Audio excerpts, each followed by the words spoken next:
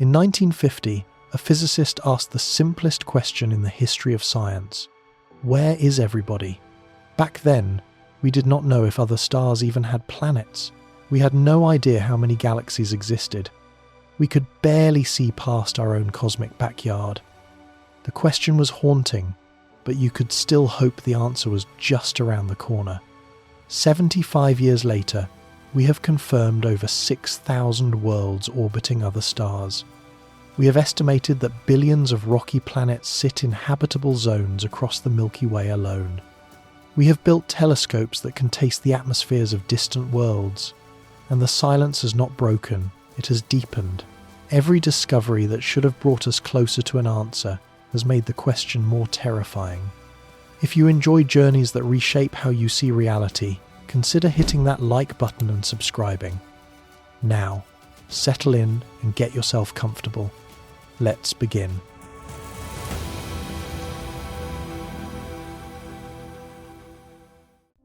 The summer of 1950 was unremarkable in most ways. The Korean War had just begun. Computers filled entire basements and had less processing power than a modern wristwatch. But at the Los Alamos National Laboratory in New Mexico, a group of physicists sat down for lunch and accidentally ignited a question that would haunt science for the next 75 years. The conversation started casually.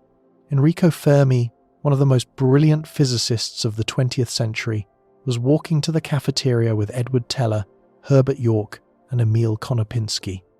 They had been joking about a recent New Yorker cartoon depicting aliens stealing public trash cans from New York City. The mood was light. The men were laughing about flying saucers and the recent wave of UFO sightings that had gripped the American public. Someone mentioned the possibility that alien civilizations might exist elsewhere in the galaxy. The conversation drifted to interstellar travel, to the probability of intelligent life, to the sheer number of stars in the sky. Then Fermi stopped. He looked up from his lunch and said something so simple that it barely sounded like a scientific statement at all. "Where is everybody?" The table went quiet. Not because the question was complicated, because it was not. Fermi had done what he always did. He had stripped away the noise and found the nerve. The question sounded naive, but the logic behind it was devastating. And every physicist at that table understood immediately why. Here is what Fermi's brain had calculated in a matter of seconds. The Milky Way galaxy is old, not just old by human standards, but old by the standards of stars and planets. It has existed for approximately 13 billion years. It contains somewhere between 100 billion and 400 billion stars. Even if the conditions required for life are extraordinarily rare, the sheer number of stars and the vast amount of time available means that intelligent civilizations should have arisen many times over. Now here is the part that makes the question bite. A technological civilization does not need to develop faster than light travel to spread across the galaxy. It does not need warp drives or wormholes or any physics we have not yet discovered. All it needs is the ability to travel between nearby star systems at even a modest fraction of the speed of light. Say 1%. Even at that crawling pace, a civilization could send a probe or a colony ship to a neighbouring star in a few hundred years. That colony could then send its own ships to other stars. Each new settlement becomes a launching point for the next. This process is called exponential expansion, and it is the same mathematics that governs bacteria dividing in a petri dish. The first colony takes a long time. The second takes the same amount of time, but now there are 2 launching points, then 4, then 8, then 16. Within a shockingly short period, the entire galaxy would be settled. How short? Depending on the assumptions you use, somewhere between 10 million and 100 million years. That sounds like a long time by human standards. It is not by galactic standards. The Milky Way has been around for over 13 billion years. 100 million years is 1% of that. If a single civilization had arisen just 1% of the galaxy's age before us, and begun expanding at even the most conservative possible speed, they would have filled the galaxy long before our sun was born. They would have visited every single star system, including ours, Fermi saw this instantly. The math was inescapable. The galaxy has had more than enough time for this to happen many times over. Even accounting for conservative estimates about how rare intelligent life might be, the numbers pointed toward a galaxy that should be visibly occupied. There should be probes in our solar system, signals in our skies, evidence of engineering on visible scales, artifacts, transmissions, structures, something. And yet there was nothing. No signals, no probes, no visitors, no evidence whatsoever. Just silence. Absolute, unbroken silence. That silence became known as the Fermi paradox.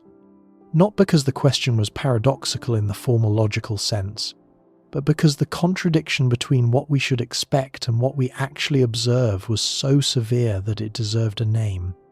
It demanded an explanation, and for the next several decades, scientists would pour enormous intellectual energy into trying to find one. But before we get to those explanations, it is critical to understand something that most people get wrong about the Fermi paradox. The power of the argument does not depend on any one assumption being exactly right. You can adjust the numbers in almost any direction and the paradox survives. Suppose intelligent civilizations are incredibly rare, 1 in a billion star systems. The Milky Way has hundreds of billions of stars. That still gives you hundreds of civilizations. Suppose interstellar travel is very slow, 0.1% of the speed of light. That stretches the colonization time, but the galaxy has billions of years to spare. Suppose most civilizations destroy themselves before they can expand. Fine. But does every single one of them do so? Every last civilization across the entire galaxy over the entire history of the Milky Way? Not one exception? Not one survivor? There is a version of this argument that makes the paradox even harder to escape, and its foundations were laid by the mathematician John von Neumann in work he developed through the 1940s and 50s, beginning before Fermi ever posed his famous question. Von Neumann was interested in the theoretical properties of self-replicating machines. He proved mathematically that it is possible, in principle, to design a machine capable of constructing a complete copy of itself from raw materials in its environment. The design does not violate any known law of physics. It requires sophisticated engineering, certainly, but no exotic technology beyond what a moderately advanced civilization might plausibly develop. In 1980, astrophysicist Frank Tipler applied this concept directly to the Fermi paradox and produced an argument so sharp it has never been fully answered. Imagine a civilization that builds a single self-replicating probe, a robotic spacecraft capable of traveling to another star system, mining local asteroids and comets for raw materials, constructing 2 or more copies of itself, and launching those copies toward further star systems. The probe does not need to carry living beings. It does not need to sustain a crew across millennia of travel. It does not need to return home or communicate back. It simply needs to travel, land, replicate, and launch. The consequences of even one such probe being built and released are staggering. The colonization timeline collapses. Biological colonization is slow because it requires building enormous ships, sustaining populations, and arriving at worlds suitable for habitation. Mechanical colonization via self-replicating probes requires none of these things. The probes expand exponentially at whatever speed their propulsion systems allow. Starting from 1 probe, you get 2 after the first star system is visited, then 4, then 8, then 16. Each doubling takes roughly the time required to cross the distance to a neighboring star and complete 1 replication cycle. Plugging realistic numbers into this model produces a timescale that makes the biological colonization estimates seem leisurely.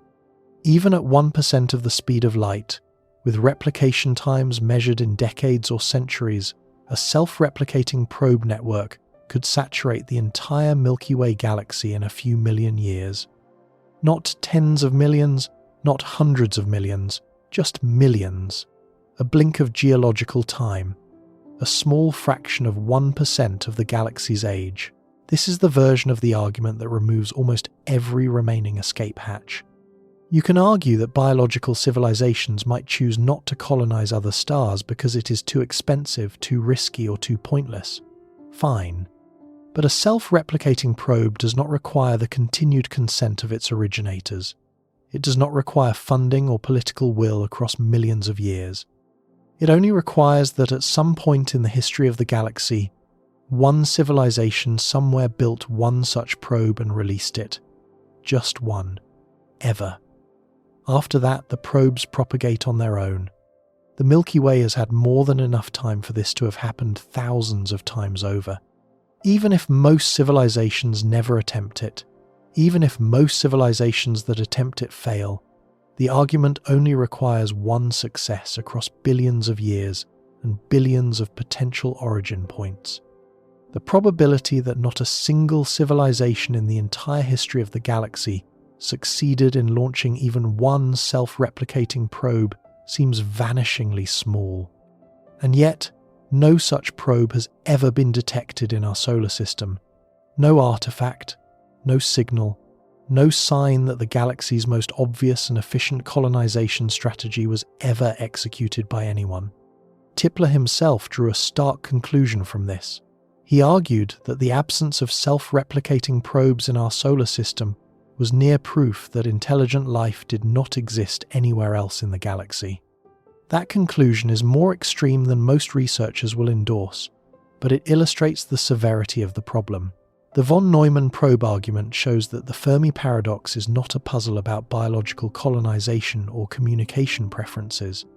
It is a puzzle about the complete absence of evidence for a physical process that only needs to happen once to produce galaxy-wide consequences. The paradox is robust precisely because it does not require any variable to take an extreme value. It only requires that across all those billions of stars and all those billions of years, at least one civilization managed to expand. Just one. And even one would have left observable traces everywhere, including here. The absence of those traces is not a minor curiosity. It is a glaring hole in our expectations about the universe. That is what made Fermi's question so dangerous. It was not an appeal to speculation. It was an appeal to arithmetic. The first serious attempt to put numbers on this problem came in 1961, when astronomer Frank Drake formulated what became known as the Drake equation. Drake was not trying to calculate the exact number of alien civilizations. He was trying to organize the discussion. The equation is essentially a list of variables that you would need to know in order to estimate how many detectable civilizations might exist in the galaxy at any given time. The equation looks deceptively simple. You start with the rate at which new stars form in the Milky Way. Then you multiply by the fraction of those stars that have planets. Then the fraction of those planets that could support life. Then the fraction that actually develop life. Then the fraction where life evolves into intelligence. Then the fraction that develop technology capable of sending detectable signals. And finally, you multiply by the average length of time such a civilization remains detectable. Each variable represents a door that must be opened before you arrive at a galaxy containing communicative civilizations. Close any one of those doors completely, and the answer is 0. Keep them all open even slightly, and the answer climbs into the thousands or millions. The Drake equation is not a formula that produces a definitive answer. It is a menu of unknowns, a structured way of admitting what we did not know, while showing precisely which pieces of knowledge mattered most. And in 1961, we knew almost nothing. The rate of star formation was reasonably well understood, perhaps a few new stars per year in the Milky Way, but that was where the certainty ended. The fraction of stars with planets was a complete guess. Nobody had detected a single planet outside our solar system. The idea that planets might be common was plausible based on theories of stellar formation, but it was not confirmed. It was a hope dressed as a hypothesis. The fraction of planets that could support life was even more uncertain. We had one example, Earth, and no way to determine how typical or atypical our world was. Maybe rocky planets in the right temperature range were common. Maybe they were cosmically rare. We had no data. The fraction of life-bearing planets that develop intelligence was pure speculation. The fraction that developed technology was pure speculation. The average lifetime of a technological civilization was pure speculation. Drake and his colleagues plugged in their best guesses and arrived at estimates ranging from a handful of civilizations to millions. The range was so wide it was almost meaningless, but the equation served its purpose. It laid out the problem clearly and showed exactly which questions needed answering. 1 year before Drake wrote his equation, he had already conducted the first modern search for extraterrestrial intelligence. In the spring of 1960, Drake pointed the 85-foot radio telescope at the National Radio Astronomy Observatory in Green Bank, West Virginia, toward two nearby sun-like stars, Tau Ceti and Epsilon Eridani.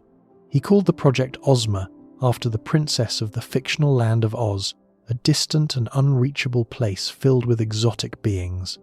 For roughly 200 hours over several months, Drake listened for narrowband radio signals, the kind that natural astrophysical sources do not produce, that would indicate deliberate transmission by an intelligent civilization.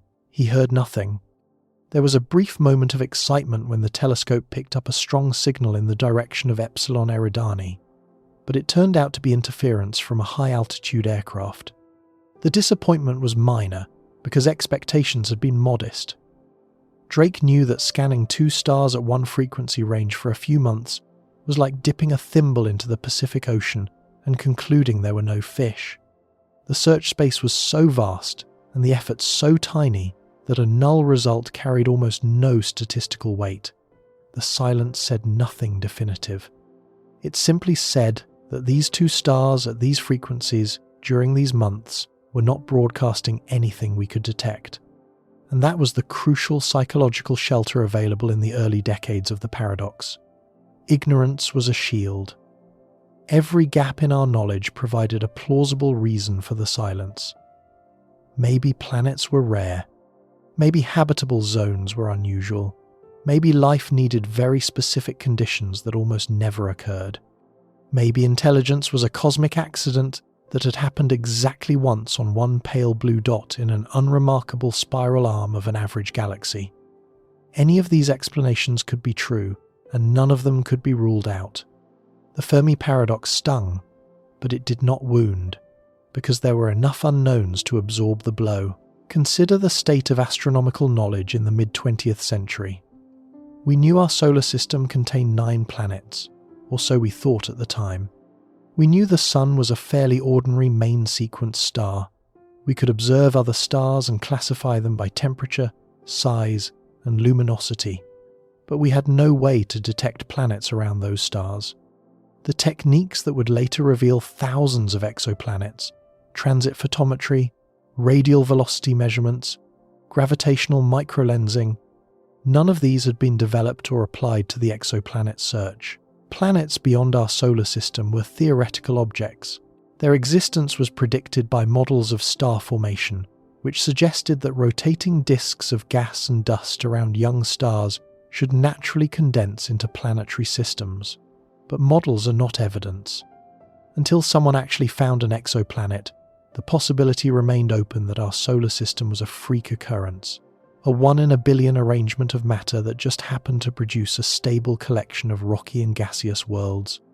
If planets were rare, then habitable planets were rarer still, and if habitable planets were vanishingly uncommon, then life was essentially impossible anywhere but here. The Fermi paradox dissolved. Silence was the expected outcome because there was nobody else out there to break it. This was a logically valid position in 1960. It was not a comforting one, but it was defensible, and for 3 decades it remained the default escape hatch for anyone troubled by Fermi's question. We do not hear from alien civilizations because the conditions for life are extraordinarily specific, and we happen to be the lucky exception. End of discussion. But there was always a nagging problem with this argument, and it came from biology itself. Life on Earth did not take long to appear. The planet formed approximately 4.5 billion years ago. The first evidence of microbial life dates to roughly 3.8 billion years ago, and some researchers argue it could be even older. That means life emerged within a few 100 million years of Earth becoming habitable. possibly much sooner. In geological terms, that is fast. If life required an absurdly improbable series of chemical accidents, you would expect it to take billions of years to arise, if it appeared at all. The fact that it showed up so quickly on Earth suggested that the origin of life might not be as difficult as some assumed. Given the right conditions, life might emerge readily, perhaps even inevitably. This was not proof. One data point does not establish a trend. Earth could be an outlier. Maybe life appeared quickly here because of some unique feature of our planet's chemistry or environment that does not exist elsewhere. But the speed of life's origin on Earth made it harder to argue that life was cosmically rare. It planted a seed of doubt in the minds of scientists who wanted to dismiss the Fermi paradox as a non-problem. The same uncomfortable logic applied to intelligence. Multicellular life took a long time to evolve on Earth, roughly 3 billion years after the first microbes. But once complex organisms appeared, the pace of evolutionary innovation accelerated dramatically. The Cambrian explosion, roughly 540 million years ago, produced an astonishing diversification of animal body plans in a geologically brief period. From that point forward, evolution experimented relentlessly with nervous systems, sensory organs, and increasingly sophisticated brains. Intelligence of the kind that builds tools and civilizations arrived very recently in Earth's history, within the last few million years. But the trajectory toward it was not random. Multiple lineages independently evolved large brains and complex behavior, including primates, cetaceans, corvids, and cephalopods. This convergence suggested that intelligence might be a natural attractor of evolution, something that natural selection tends to produce given enough time and the right ecological pressures. Again, this was not conclusive. Convergent evolution on one planet does not guarantee that the same patterns would repeat on another world with different biochemistry and different environmental pressures. But it eroded the confidence of those who argued that intelligence was a one-time miracle. If brains are useful, and if natural selection is a universal process, then intelligence might arise wherever complex life has time to evolve. None of these arguments resolved the Fermi paradox. They simply made it harder to dismiss. Each piece of evidence from biology gently pushed back against the comforting narrative that life and intelligence were too rare to worry about, and each push made the silence a little more conspicuous. Throughout the 1960s, 70s, and 80s, SETI efforts continued in fits and starts. NASA briefly funded a SETI program in the 1970s and early 80s, but political opposition led to its cancellation. Private organizations picked up the torch. The SETI Institute was founded in 1984. Various radio telescopes around the world were occasionally pointed at promising star systems, listening for signals at frequencies thought to be natural communication channels, particularly the 1420 MHz hydrogen line, a frequency that any civilization with radio astronomy would know about. The searches grew more sophisticated over the decades. The META project, funded in part by Steven Spielberg, scanned the sky at high spectral resolution. The Serendip project piggybacked on existing radio astronomy observations, sifting through data for anomalous signals while other astronomers conducted their primary research. The Phoenix project, run by the SETI Institute, systematically targeted roughly 800 nearby Sun-like stars between 1995 and 2004, scanning a wide range of frequencies with the best equipment available. Every one of these projects reported the same result: no confirmed detections. Occasionally, a tantalizing signal would appear, only to be explained away as terrestrial interference, satellite transmissions, or instrumental artifacts. The most famous of these remains the WOW signal, a 72-second burst of narrowband radio emission detected by the Big Ear Telescope in Ohio in 1977. The signal matched the profile of what an artificial extraterrestrial transmission should look like. It was strong, narrowband, and came from the direction of the constellation Sagittarius. It was never detected again despite numerous follow-up attempts. To this day, it remains unexplained. But a single unrepeated signal does not constitute evidence of intelligent origin. It remains a curiosity, not a conclusion. By the early 1990s, the Fermi paradox occupied an uncomfortable middle ground in scientific culture. It was taken seriously by enough physicists and astronomers to generate hundreds of academic papers proposing solutions. But it was also treated with suspicion by researchers who felt the question was too speculative, too dependent on assumptions about alien behavior and technology to be meaningfully addressed. The paradox was famous but unresolved. It sat in the scientific literature like an open wound that nobody could close but nobody could ignore. And then something happened that changed everything. Not a signal from the stars, not a visit from an alien probe, something quieter but far more consequential. Astronomers began finding planets. Real planets around real stars, confirmed through careful measurement. The first trickle of exoplanet discoveries in the mid-1990s would become a flood within 2 decades, and that flood would wash away the last comfortable hiding place the Fermi paradox had ever offered. The ignorance that had shielded us from the full weight of Fermi's question was about to be stripped away. One by one, the unknowns in the Drake equation would be replaced with measured values, and each replacement would do something nobody expected. Instead of softening the paradox, each new number would sharpen it. Instead of making the silence easier to explain, each discovery would make it harder. The revolution in exoplanet science that began in 1995 was supposed to be the beginning of the answer. It turned out to be the beginning of a much deeper and more disturbing question. What came next would take a paradox born over lunch and transform it into one of the most severe challenges in the history of science. Every telescope, every survey, every confirmed detection of a distant world would add another weight to a scale that was already tipping towards something that no one in 1950 could have anticipated. The galaxy was about to reveal itself as a far more hospitable place than anyone had dared to hope, and that hospitality would make the emptiness infinitely more frightening. On October 6, 1995, 2 Swiss astronomers stood in front of a room full of colleagues at a conference in Florence, Italy, and announced something that should have been impossible. Michel Mayor and Didier Queloz had found a planet orbiting a star called 51 Pegasi, a sun-like star roughly 50 light-years from Earth in the constellation Pegasus. The planet was enormous, roughly half the mass of Jupiter, and it was orbiting absurdly close to its parent star, completing a full orbit every 4.2 days. No existing model of planetary formation predicted that a gas giant could exist so close to its star. The temperatures at that distance would be scorching, well over 1,000 degrees. Theorists had assumed that gas giants could only form far from their host stars where temperatures were cold enough for volatile gases to condense. This discovery upended decades of assumptions about how solar systems were assembled. But the theoretical confusion was secondary to the historic significance of the detection itself.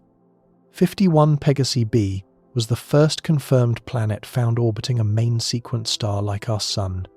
Not a pulsar, not a white dwarf, not a dead stellar remnant, but a normal, hydrogen-burning star in the prime of its life. The discovery demonstrated that planets existed beyond our solar system.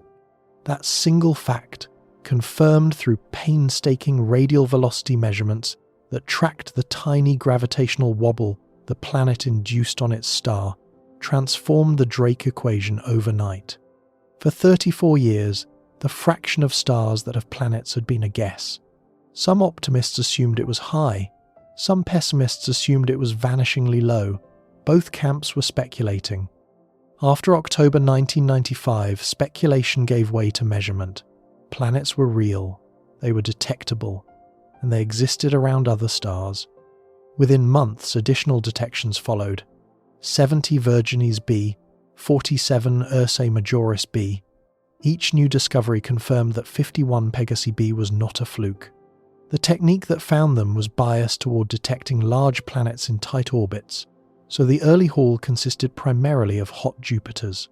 But the mere existence of these worlds meant that planet formation was a robust astrophysical process, not a cosmic accident. By the turn of the millennium, the exoplanet count was climbing steadily. Dozens of worlds had been confirmed, and the diversity was staggering. planets with wildly elliptical orbits, planets around binary star systems, planets with masses ranging from several times Jupiter down to the detection limits of existing instruments. Each discovery filled in a piece of the cosmic puzzle and pushed back against the idea that our solar system was special. Then came the mission that broke the floodgates open. NASA's Kepler Space Telescope launched on March 7, 2009, with a singular purpose. It would stare at a single patch of sky in the constellation Cygnus, monitoring over 150,000 stars simultaneously, watching for the tiny dips in brightness caused when a planet crosses in front of its host star. This technique, called transit photometry, does not detect the planet directly, it detects the shadow. When a planet passes between its star and our line of sight, the star dims by a minuscule fraction, typically less than 1% for a Jupiter-sized planet, and less than 1/100% for an Earth-sized world. Kepler was built to measure those impossibly faint dimming events with enough precision to catalogue planets across a vast stretch of the galaxy. The results were transformative. Over its 4-year primary mission and extended operations, Kepler discovered over 2,700 confirmed exoplanets and identified thousands more candidates awaiting verification. But the individual discoveries, remarkable as they were, mattered less than the statistical picture they painted. Kepler did not just find planets, it established how common they are. The numbers were staggering. Analysis of the Kepler data revealed that, on average, every star in the Milky Way has at least one planet, not some stars, not most stars. Essentially all of them. Planetary systems are not rare configurations that require unusual circumstances. They are the natural, expected outcome of star formation. When a cloud of gas and dust collapses to form a star, the leftover material almost inevitably coalesces into planets. The universe manufactures worlds as a routine byproduct of making stars. But planets were only part of the story. While Kepler was counting worlds, other branches of astronomy were revealing something equally significant. The chemical ingredients that life requires are not confined to Earth. They are not rare substances manufactured under unusual conditions. They are among the most common molecules in the cosmos, scattered across the galaxy before planets even finish forming. Consider what life needs at the most basic level. Every organism on Earth, from the simplest bacterium to the most complex mammal, is built from the same fundamental toolkit: carbon-based molecules. Amino acids, nucleotide bases, sugars, lipids, water as a solvent. These are not exotic materials. Carbon is the 4th most abundant element in the universe by mass. Oxygen is the 3rd. Nitrogen is the 7th. Hydrogen is the 1st. The periodic table's most common entries are precisely the atoms that biology depends on. Life did not choose rare building blocks. It chose the most available ones. This observation alone is suggestive, but astronomers went further. They began finding these building blocks already assembled into complex molecules in places where no life could possibly exist.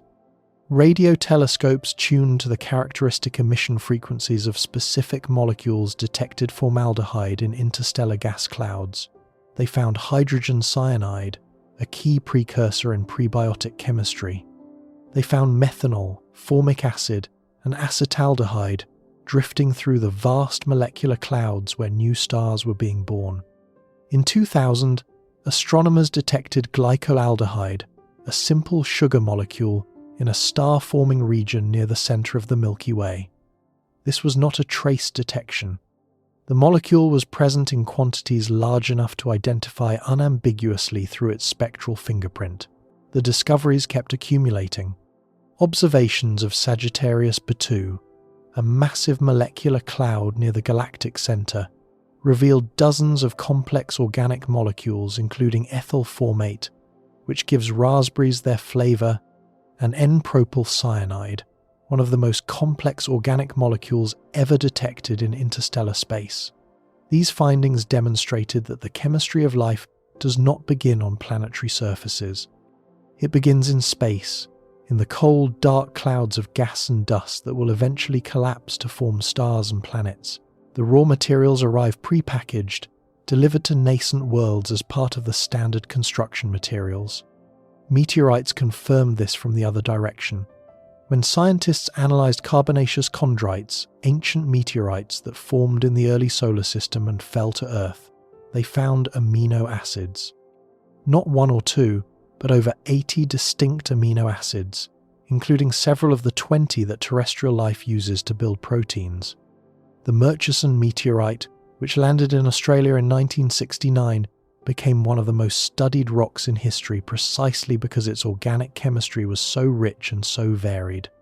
These amino acids were not biological contamination.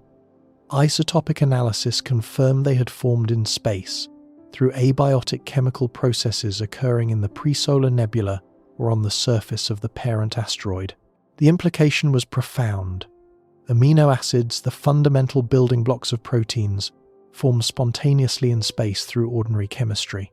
They are present in the material that coalesces into planets.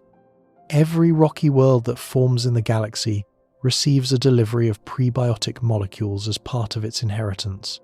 The chemistry does not need to start from scratch on each planet. It arrives with a head start. More recent observations have pushed this even further. The Rosetta mission to Comet 67P, Churyumov-Gerasimenko, detected glycine, the simplest amino acid, in the comet's thin atmosphere. The spacecraft also found phosphorus, an element essential to DNA and cell membranes. Comets are remnants of the early solar system, frozen archives of the material that was present when the planets formed.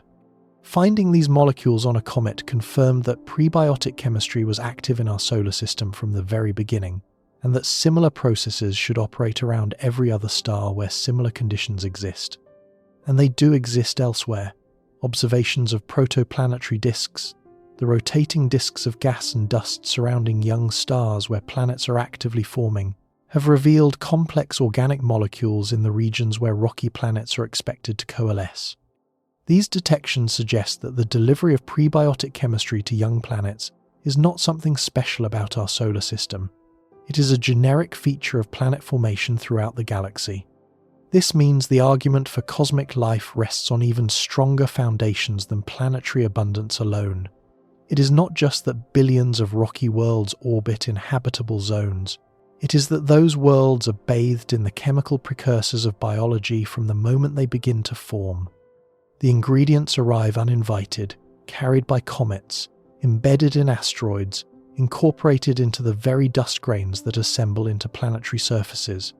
The universe does not merely provide venues for life, it provides catering. The temporal dimension of this abundance is equally important and often overlooked. Earth is approximately 4.5 billion years old. Our Sun is a relatively young star by galactic standards, but the Milky Way has been producing heavy elements, the carbon, oxygen, nitrogen, iron, and other atoms essential for rocky planets and organic chemistry, for far longer than our solar system has existed. The first generation of stars, composed almost entirely of hydrogen and helium, lived and died within a few 100 million years of the Big Bang. Their supernova explosions seeded the surrounding gas with heavier elements. The second generation of stars incorporated those elements, manufactured even more, and scattered them in turn. By the time our region of the galaxy began forming stars, roughly 5 billion years ago, the interstellar medium was already enriched with enough heavy elements to produce rocky worlds. But this enrichment process began billions of years before our Sun ignited. Stars with sufficient metallicity to form rocky planets have existed in the Milky Way for roughly 8 to 9 billion years, possibly longer. This means habitable worlds could have formed, and life could have arisen, billions of years before Earth existed. The galaxy did not wait for us. It has been running the experiment of planetary habitability for roughly twice as long as our planet has been alive. This temporal depth adds an entirely new dimension to the Fermi paradox. It is not simply that billions of habitable worlds exist right now. It is that billions of habitable worlds have existed for billions of years. Any life that arose on the earliest habitable planets would have had a multi-billion year head start on us. Civilizations that emerged around stars formed 8 billion years ago would have had 3.5 billion years more than humanity to develop, expand, and leave their mark on the galaxy. The question is not only where is everybody, but where is everybody who should have arrived billions of years before us? The diversity of planetary architectures that Kepler and its successors have revealed compounds this further. Habitable worlds are not restricted to one narrow configuration. The TRAPPIST-1 system demonstrates that a single dim red dwarf can host at least 3 rocky planets in its habitable zone simultaneously, all of them roughly Earth-sized, all of them potential candidates for liquid water. Kepler-62 revealed 2 habitable zone planets orbiting a star slightly cooler and older than our Sun, both of them super-Earths with radii about 1.5 times that of our planet. Circumbinary planets, worlds orbiting 2 stars at once, have been confirmed in configurations that place them within habitable zones, demonstrating that even the most exotic stellar arrangements can produce potentially livable conditions. Planets have been found orbiting stars significantly older than the Sun, stars that formed when the galaxy was young and metal-poor, yet still possessed enough heavy elements to build rocky worlds. This demonstrates that the window for habitable planet formation opened early in galactic history and has remained open ever since. There is no narrow epoch of opportunity. The galaxy has been producing candidate worlds for the majority of its existence, across a wide range of stellar types, system architectures, and galactic environments. All of this, the ubiquity of planets, the cosmic abundance of prebiotic chemistry, the billions of years of available time, the diversity of habitable configurations, converges on a single overwhelming conclusion. The universe has done everything in its power to make life possible. It has provided the real estate, the raw materials, the energy sources, and the time. It has done so not in one place or during one epoch, but across billions of worlds over billions of years. This finding alone would have been revolutionary, but Kepler went further. By analysing the size, distribution, and orbital properties of its discoveries, researchers were able to estimate how many planets of different types exist across the galaxy. And the answer that mattered most for the Fermi paradox was the one concerning small, rocky planets in the habitable zone, the region around a star where temperatures permit liquid water to exist on a planet's surface. The habitable zone is not a fixed distance, it depends on the star. For hot, luminous stars, the zone sits farther out. For cool, dim red dwarfs, it huddles close. For a star like our Sun, the habitable zone falls roughly where Earth orbits, between about 0.95 and 1.7 astronomical units from the star. What Kepler revealed was that rocky planets in these zones are not rare. They are common, astonishingly common. Harvard astronomer David Charbonneau, who co-chaired the National Academies of Sciences, Engineering and Medicine's Committee on Exoplanet Science Strategy, summarized the conclusion in terms that left little room for ambiguity. At least 1 in every 4 stars has a planet that is roughly the same size as Earth, rocky in composition and orbiting at the right temperature for liquid water. These were not speculative projections. These were statistically secure conclusions drawn from the largest and most systematic planetary survey ever conducted. Apply that fraction to the Milky Way's stellar population, and the numbers become almost incomprehensible. Our galaxy contains somewhere between 200 billion and 400 billion stars. If 1 in 4 of them hosts a rocky habitable zone planet, that gives us between 50 billion and 100 billion potentially habitable worlds in the Milky Way alone, and that is a conservative estimate based only on Sun-like and K-type stars. When you include red dwarfs, which account for roughly 80% of all stars in the galaxy, and which also host rocky planets in their habitable zones at high rates, the total climbs even higher. One widely cited estimate, based on data from ESO's HARPS Planet Finder, combined with Kepler statistics, places the number of rocky habitable zone worlds around red dwarfs alone at tens of billions. Some analyses push the combined total to roughly 40 billion potentially habitable planets. In one galaxy, and the observable universe contains approximately 2 trillion galaxies. These are not the numbers of a universe where life should be rare. These are the numbers of a universe that seems engineered to produce life at every opportunity. The raw ingredients are everywhere. Rocky surfaces, liquid water potential, stable energy sources, billions of years of time. Whatever cocktail of conditions life requires, the galaxy appears to offer it on a staggering number of worlds. The Kepler mission ended in 2018 when the spacecraft ran out of fuel, but its successor was already at work. NASA's Transiting Exoplanet Survey satellite, known as TESS, launched in April 2018 with a broader mandate. Where Kepler stared at one small patch of sky, TESS surveys nearly the entire sky, focusing on the nearest and brightest stars. Its goal is to find planets around stars close enough for detailed follow-up observation. By early 2025, TESS had identified over 7,500 candidate exoplanets, with more than 600 confirmed. Combined with Kepler's legacy, the total count of confirmed exoplanets surpassed 6,000 in late 2025 and reached over 6,100 by early 2026. Thousands more candidates await verification, and the count continues climbing with every data release. But the exoplanet census was only one part of the revolution. Equally important was the development of tools to study these worlds in detail. Finding a planet tells you where it is and roughly how big it is. Characterizing a planet tells you what it is made of, what its atmosphere contains, and whether it might support life. This is where the James Webb Space Telescope entered the story. Launched on December 25, 2021, JWST is the most powerful space observatory ever built. Its 6.5-meter gold-plated mirror collects infrared light with extraordinary sensitivity, and its instruments can perform a trick that would have seemed like science fiction just 2 decades ago. When a planet transits its star, a sliver of starlight passes through the planet's atmosphere before reaching us. Different molecules in the atmosphere absorb different wavelengths of that light. By comparing the spectrum of the star with and without the planet's atmosphere in the way, astronomers can identify which molecules are present. This technique is called transmission spectroscopy, and it allows us to essentially taste the air of a world dozens of light years away. JWST has already begun doing this for planets in the TRAPPIST-1 system, a remarkable collection of 7 Earth-sized rocky worlds orbiting a cool red dwarf star about 40 light-years from Earth.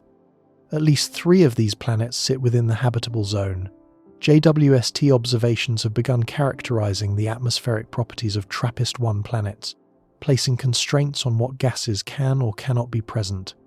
The telescope has also identified specific molecules including water vapor, carbon dioxide, and methane in the atmospheres of numerous other exoplanets, steadily advancing our ability to read the chemistry of alien worlds.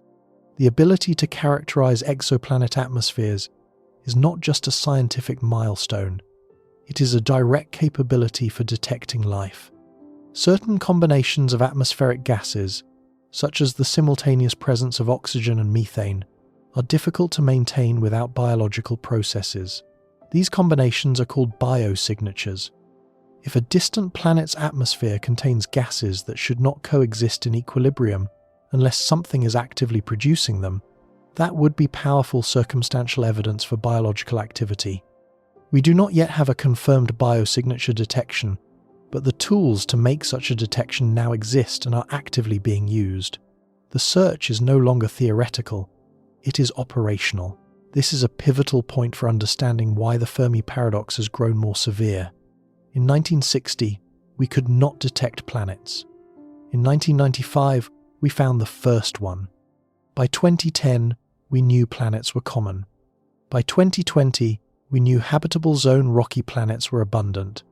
By 2025, we were probing the atmospheric chemistry of alien worlds. The trajectory of discovery has moved relentlessly in one direction, toward confirming that the conditions for life are everywhere. And that trajectory was supposed to help. Think about what reasonable scientists expected to happen as these discoveries accumulated. The Fermi paradox is, at its core, a tension between expectation and observation. The expectation is that intelligent life should be detectable somewhere in the galaxy. The observation is that it is not. For decades, the easiest way to relieve that tension was to attack the expectation. Maybe life requires conditions so rare that despite the galaxy's size, it has only arisen once. Maybe planets are uncommon. Maybe habitable zones are a fluke. If you could push the expectation low enough, the silence became unremarkable. Expected, even. Kepler and its successors destroyed that strategy. Every discovery that confirmed the abundance of planets also raised the expected probability of life. Every habitable zone world added to the tally of places where biology could plausibly emerge. Every atmospheric detection brought us closer to a universe where the chemical precursors of life are standard equipment on rocky worlds. The expectation did not stay low. It climbed. It soared. And it kept climbing with every new data release, every new confirmed planet, every new spectroscopic measurement. But the observation did not change. Not at all. The silence held, no signals, no transmissions, no megastructures blocking starlight in systematic patterns, no atmospheric technosignatures, no probes, no artifacts, nothing. The observation remained fixed at zero while the expectation climbed into the billions. This is the mechanism by which modern astronomy intensified the paradox. It is not that scientists found something frightening. It is that they found something wonderful, a galaxy teeming with potential. And that wonderful finding made the absence of company far more difficult to rationalize. The gap between what the universe appears capable of producing and what we actually observe widened with every discovery. Each new world was simultaneously a reason for optimism about life and a reason for unease about silence. Consider how profoundly the landscape has shifted. When Fermi asked his question in 1950, the strongest version of the paradox relied on purely theoretical arguments about the number of stars and the age of the galaxy. It was an argument from arithmetic, powerful but abstract. Nobody could point to a specific catalogue of habitable worlds and ask why none of them had produced a detectable civilization. The arithmetic was compelling, but the absence of data gave skeptics room to maneuver. Today, the paradox rests on observed data. We know planets exist. We know rocky planets are common. We know habitable zones are well populated. We know the chemistry of life is not exotic but built from the most abundant elements in the cosmos: hydrogen, carbon, nitrogen, oxygen. We know that the molecular building blocks of biology, amino acids, nucleotide bases, sugars, have been found in meteorites, in interstellar dust clouds, in the atmospheres of moons in our own solar system. The raw materials for life are scattered across the galaxy like seeds on fertile ground. This abundance of preconditions does not prove that life exists elsewhere. It does not prove that intelligence has arisen on other worlds, but it dramatically narrows the range of explanations available for the silence. The argument that life requires incredibly rare conditions has grown much harder to sustain. The conditions appear to be everywhere.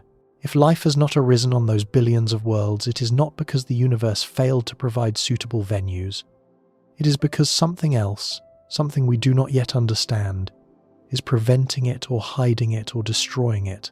The scope of the cosmic real estate extends far beyond our own galaxy. Modern deep field observations with the Hubble Space Telescope and JWST have established that the observable universe contains approximately 2 trillion galaxies. Each one harbours its own population of stars, its own collection of planets, its own set of habitable zones. The total number of potentially habitable worlds in the observable universe defies meaningful comprehension. If the Milky Way alone contains 40 billion habitable zone rocky planets, and 2 trillion galaxies exist, the number of such worlds across the observable universe reaches into the tens of sextillions. Tens of thousands of billions of potential homes for life. Even if you take the most pessimistic possible estimate, even if you assume that life requires conditions so precise that only 1 in a trillion habitable worlds actually develops biology, you still end up with billions of living worlds across the observable cosmos. And if even a tiny fraction of those living worlds eventually produce technological civilizations, the universe should contain millions of them. Some of those civilizations would be billions of years older than humanity. They would have had time to develop technologies beyond our current imagination, technologies that might be visible across intergalactic distances. The scale is suffocating. It is not a question of whether the universe has enough room for life. It has incomprehensibly more than enough. It is not a question of whether enough time has passed.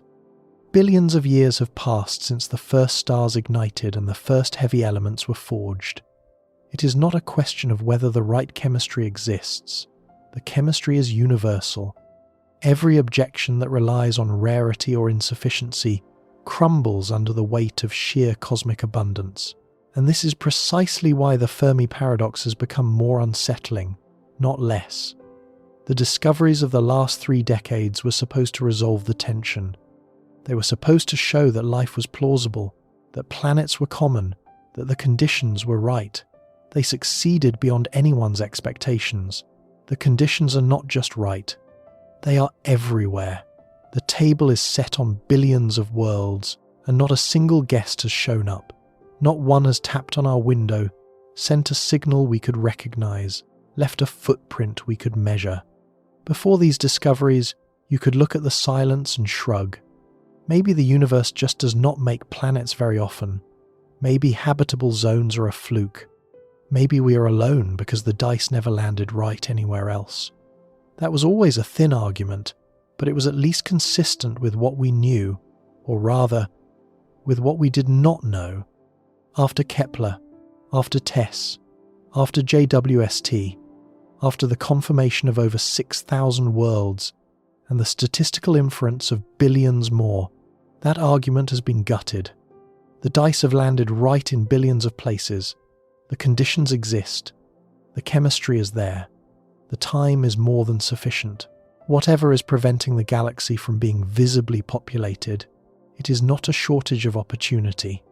This realization did not announce itself with a dramatic revelation.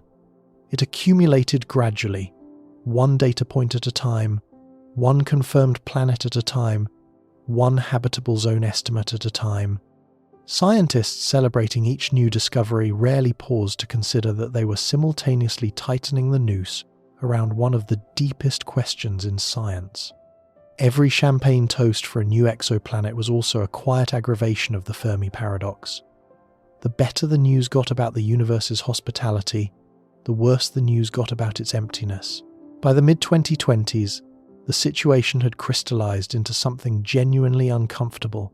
We live in an era where we can say with high confidence that billions of rocky worlds orbit in the habitable zones of their stars across the Milky Way.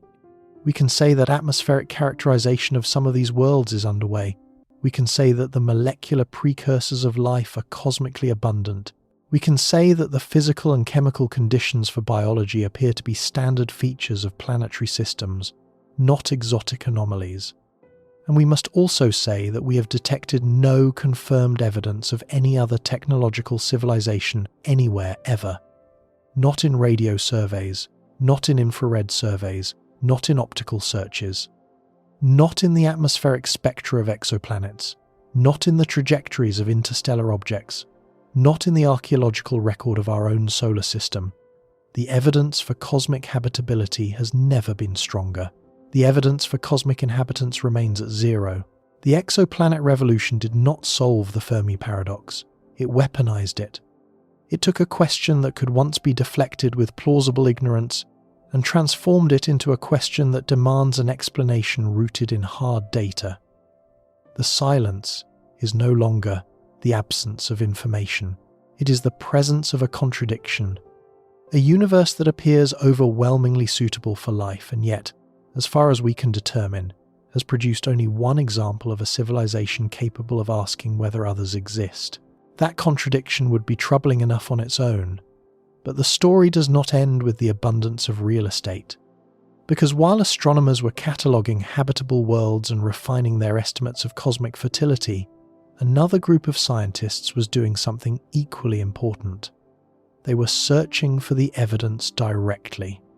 They were scanning the skies with the most sensitive instruments ever built, listening for whispers, looking for shadows, hunting for any trace of technology beyond our own. And they were finding nothing, absolutely nothing.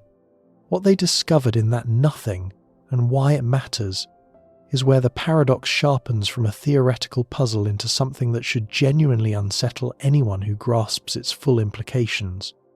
If the universe has set billions of tables, someone should be making noise at dinner. That is the inescapable logic of everything we have just established. The raw ingredients for life are everywhere. The venues are abundant. The time has been more than sufficient. At some point, the question shifts from whether the conditions exist to whether anyone has actually looked for the guests, and the answer is yes. We have looked. We have looked harder, longer, and more carefully than most people realize, and the result of that search is the single most important datum in the entire Fermi paradox debate. It is not a signal. It is not a discovery. It is a zero. A vast, meticulously documented, technologically sophisticated zero. The search for extraterrestrial intelligence began, as mentioned earlier, with Frank Drake pointing a radio telescope at two stars in 1960 and hearing nothing. That effort was modest by any standard. 2 stars, 1 narrow frequency range, a few months of listening. The null result was meaningless because the search was essentially a proof of concept, a demonstration that the technique was feasible, not a serious survey of the cosmic landscape. But Drake's pioneering effort planted a seed that grew steadily over the following decades into something far more formidable. Through the 1970s and 80s, SETI programs expanded incrementally. NASA's Ames Research Center developed plans for a systematic search. The Ohio State University's Big Ear Telescope conducted a long-running sky survey. Soviet astronomers launched their own parallel efforts. Technical capabilities improved with each generation of equipment, and the number of frequency channels that could be monitored simultaneously climbed from dozens to thousands to millions. But SETI remained a fringe endeavour in many respects. Funding was precarious. NASA's own SETI program, launched with congressional approval in 1992 under the name High Resolution Microwave Survey, was killed by Congress just 1 year later after a senator ridiculed it as a search for little green men. The cancellation forced SETI researchers into the private sector, where the SETI Institute continued the work under the name Project Phoenix, funded by donations rather than taxpayer dollars. The scientific community took the question seriously, but institutional support was inconsistent and often hostile. Project Phoenix ran from 1995 to 2004.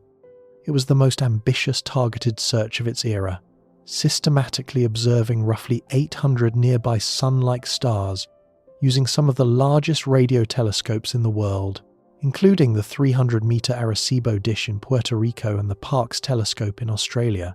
The search covered frequencies between 1,000 and 3,000 MHz with high spectral resolution, looking for narrowband signals that would be distinguishable from natural astrophysical sources. Narrowband signals, those confined to a very tight range of frequencies, do not occur naturally in the radio universe. If one appeared coming from the direction of a star, it would be powerful evidence of deliberate transmission. Phoenix found nothing. 800 stars, thousands of hours of observation, millions of frequency channels, 0 confirmed detections. There were occasional signals of interest, spikes in the data that triggered follow-up observations, but every one was eventually traced to terrestrial interference, satellite transmissions, or instrumental artifacts. The cosmic sky, as far as Project Phoenix could determine, was radio silent. This result carried more weight than Drake's original 2-star survey, but it was still limited. 800 stars is a tiny sample of the galaxy's hundreds of billions. The frequency range, while broad by previous standards, covered only a small fraction of the usable radio spectrum. The search was sensitive enough to detect a transmitter comparable to Arecibo's own radar at distances of a few hundred light-years, but it would have missed weaker signals or signals at frequencies outside its range. The absence of a detection was noteworthy but not conclusive. The haystack was still immensely larger than the volume of hay that had been examined. What changed the game was money, ambition, and a Russian-Israeli billionaire named Yuri Milner. In July 2015, Milner announced Breakthrough Listen, a 10-year, $100 million initiative to conduct the most comprehensive search for extraterrestrial intelligence in history. The program partnered with the University of California, Berkeley, and secured dedicated time on two of the world's most powerful radio telescopes, the 100-meter Robert C. Byrd Green Bank Telescope in West Virginia and the 64-meter Parkes Telescope in Australia. Later, the program expanded to include the Meerkat Array in South Africa and the Allen Telescope Array in California. Breakthrough Listen was not a side project, squeezed into gaps between other observations. It was a dedicated, well-funded, systematic campaign to scan the sky with the best equipment available. The scale of Breakthrough Listen dwarfed everything that came before. The program targeted over 1,000 nearby stars, the entire plane of the Milky Way, and the 100 nearest galaxies. It covered frequencies from 1 to 12 gigahertz, encompassing the ranges considered most promising for interstellar communication. The data rates were staggering, and processing required custom hardware and sophisticated software pipelines capable of sifting through billions of individual data points. By 2025, Breakthrough Listen had completed its most comprehensive survey to date, a technosignature search of over 1,100 nearby stars at frequencies spanning 1 to 12 gigahertz. The analysis pipeline identified millions of narrowband signal candidates in the raw data. Each candidate was subjected to a series of filters designed to separate genuinely extraterrestrial signals from the overwhelming background of human-generated radio interference. Signals that appeared in observations pointed at a target star, but disappeared when the telescope moved away were flagged for further analysis. Those that persisted regardless of telescope pointing were discarded as terrestrial in origin. The filtering process was exhaustive. In one representative observation campaign using the Allen Telescope Array to study the interstellar object 3I, Atlas, researchers detected nearly 74 million narrowband hits in just over 7 hours of data. Frequency and drift rate blanking reduced that number to roughly 2 million. Spatial localization algorithms narrowed it further to 211 candidates. Every single one of those 211 was visually inspected by human analysts examining time-frequency spectrograms. Not one survived scrutiny. Every signal was consistent with radio frequency interference from human technology. The cosmic background remained silent. To appreciate the weight of these null results, it helps to understand exactly how rigorous the filtering process is. Most people imagine SETI as pointing a telescope at a star and listening for a beep. The reality is forensic. It is closer to sifting through a mountain of sand grain by grain, looking for a single diamond, while the mountain is contaminated with millions of glass shards that look almost identical to what you are searching for. The fundamental challenge of radio SETI is not sensitivity. Modern radio telescopes are extraordinarily sensitive. The challenge is interference. Earth is drenched in radio signals. Television broadcasts, cellular networks, radar systems, satellite transmissions, GPS signals, microwave ovens, Wi-Fi routers, Bluetooth devices. Every electronic system on the planet and in orbit around it produces radio emissions. These signals are billions of times stronger than any potential extraterrestrial transmission, and they flood the same frequency ranges that SETI surveys target. Finding an alien signal in this environment is like trying to hear a whisper from across a football stadium during the Super Bowl. To separate a genuine extraterrestrial signal from this ocean of interference, SETI researchers use a technique called cadence observation, also known as position switching. The telescope points at the target star for a set period, then moves to a nearby patch of empty sky, then returns to the target, then moves to a different off-target position. This cycle repeats multiple times. A genuine signal from a distant star should appear only when the telescope is pointed at the target and disappear when it points elsewhere. Terrestrial interference, being generated by sources on or near Earth, typically appears regardless of where the telescope points. Any signal that shows up in both on-target and off-target observations is immediately flagged as interference and discarded.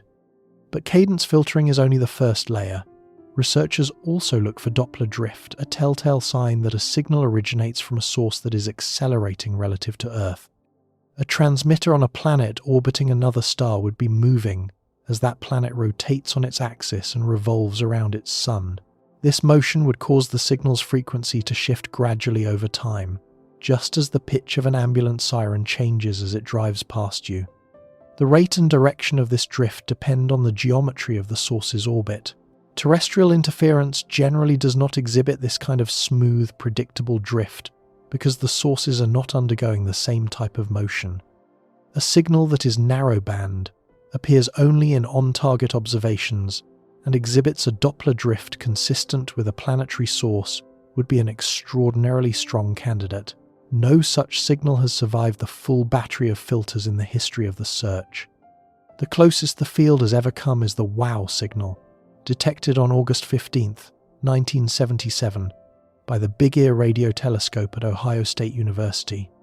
Astronomer Jerry Ehman was reviewing printouts of the telescope's data when he noticed a signal so strong and so anomalous that he circled it on the printout and wrote the word WOW in the margin. The signal was a narrowband burst at approximately 1420 MHz, close to the hydrogen line frequency that SETI researchers had long considered a natural communication channel. It was strong, peaking at roughly 30 times the background noise level. It lasted for exactly 72 seconds, which matched the duration that a celestial point source would remain in the Big Ear's beam as the Earth rotated. Everything about the signal was consistent with what an artificial extraterrestrial transmission should look like, but it never repeated. Ehman and his colleagues returned to the same patch of sky repeatedly in the following weeks and months. Other observatories pointed their instruments at the same coordinates. No one ever detected the signal again. Without a repeat detection, the WOW signal could not be confirmed. It might have been an extraterrestrial broadcast. It might also have been an unusual reflection of a terrestrial signal off a piece of space debris, or an unrepeated burst from some natural astrophysical process we do not fully understand, or an artifact of the instrument itself. Nearly 50 years later, it remains unexplained, occupying a frustrating limbo between tantalizing and meaningless. It is the single most promising candidate in 6 decades of searching, and it amounts to 72 seconds of ambiguity that could not be reproduced. The WOW signal illustrates the evidentiary standard that SETI applies. A detection must be repeatable. It must survive cadence filtering. It must exhibit characteristics inconsistent with known natural or terrestrial sources. It must be independently verified by a separate observatory. No candidate signal has ever cleared all of these hurdles. The standard is high precisely because the claim would be extraordinary. And extraordinary claims, as Carl Sagan frequently reminded his audiences, require extraordinary evidence. Beyond radio, the infrared searches for megastructures deserve more detailed treatment because they represent a fundamentally different approach to the problem. Instead of listening for deliberate communications, infrared surveys look for the unavoidable physical consequences of large-scale engineering. The logic is rooted in thermodynamics. Any civilization that captures and uses a significant fraction of its star's energy output must radiate waste heat. This is not optional. It is a consequence of the second law of thermodynamics. Energy used for computation, manufacturing, life support, or any other purpose eventually degrades into heat, and that heat must be radiated into space as infrared light.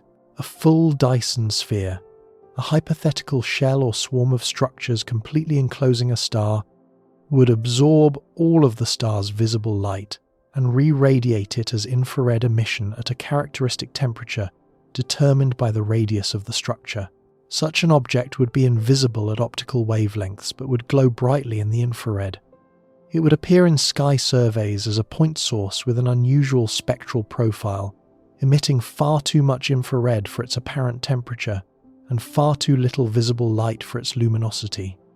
Researchers have searched for objects matching this profile using data from NASA's Wide Field Infrared Survey Explorer, known as WISE, which mapped the entire sky in infrared wavelengths. The most comprehensive study examined the infrared properties of approximately 100,000 galaxies, looking for systems with anomalously high infrared to optical ratios that could indicate galaxy scale, engineering, civilizations that had partially or fully enclosed large numbers of stars. The results place stringent upper limits on the prevalence of such civilizations. No galaxy in the sample showed infrared excess consistent with more than a small percentage of its stars being enclosed by energy-harvesting structures. At the individual star level, searches using WISE and archival data from the Spitzer Space Telescope examined hundreds of thousands of nearby stars for infrared anomalies. The constraints now extend beyond full Dyson spheres to partial constructs. Even a civilization that had enclosed just a fraction of its star's output, a partial Dyson swarm capturing 10 or 20% of the stellar luminosity, would produce a detectable infrared excess in these surveys. For the nearest several thousand stars, no such excess has been found. The upper limits on megastructure prevalence in our local neighborhood are increasingly tight. These are not speculative constraints. They are observational measurements derived from real data, subjected to careful analysis, and published in peer-reviewed journals. They tell us that within the volume of space we have surveyed in the infrared, no civilization has constructed energy harvesting infrastructure on a scale that our instruments can detect. Either such civilizations do not exist in our neighborhood, or they have chosen not to build such structures, or they have built them in ways that somehow evade thermodynamic detection, which would require physics we do not currently understand. The atmospheric technosignature frontier adds yet another dimension to the search and, crucially, to the significance of continued null results.